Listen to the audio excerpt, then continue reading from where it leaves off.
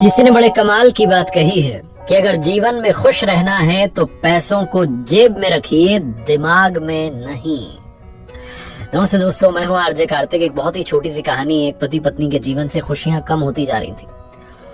उन्हें इस बात की चिंता होने लगी कि हम पहले की तरह खुश नहीं रहते हैं, हमारे जीवन में तो अब खुशियां बची नहीं है। तो उन्हें किसी ने कहा कि पास में एक महात्मा जी आए हुए हैं, आप उनसे जाकर के मिल सकते हैं, वो हर समस्या का समाधान बताते हैं। ये गए, जाकर के अपनी बात रखी महात्मा जी के सामने कि हम अब खुश नहीं है, पहले बहुत खुश थे जब नई नई शादी हुई थी, अब हमारे जीवन से खुशियां कम होती जा रही हैं।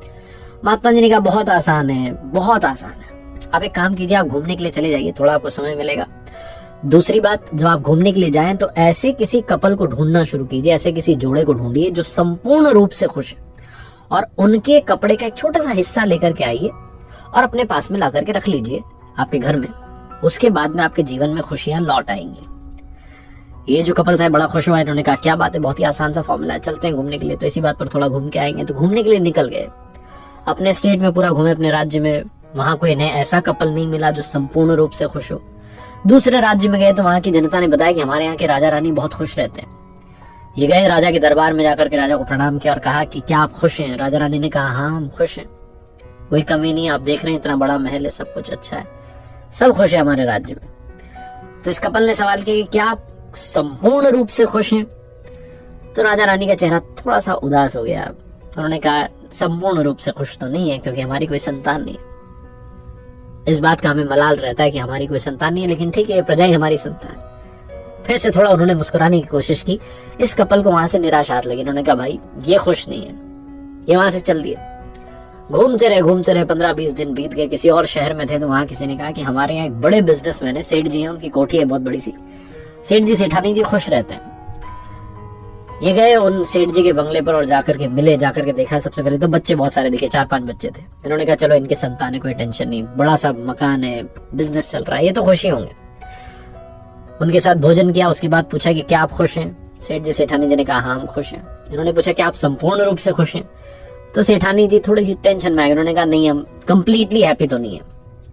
इतने सारे बच्चे हैं, इनकी लड़ाइयां सुलझाते रहते हैं, दिन भर इसी में निकल जाता है। हमारे लिए तो लगता है कि बस अब यही जीवन हो गया है, बच्चों की लड़ाइयां सुलझाते रहो, इन्हीं में सारा समय बीत जाता है, इसलिए पूर्ण रूप से खुश तो नहीं है।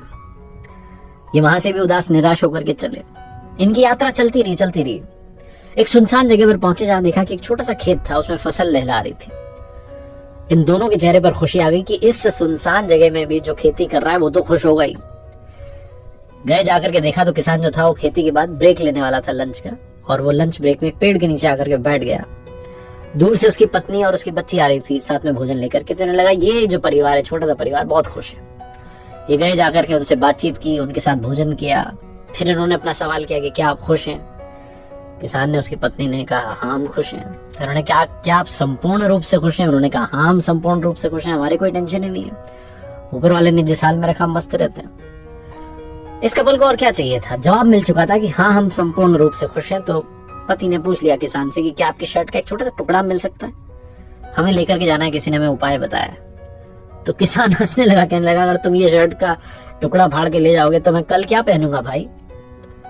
इन्हें समझ में आ गया कि ये किसान भी संपूर्ण रूप से तो खुश नहीं है।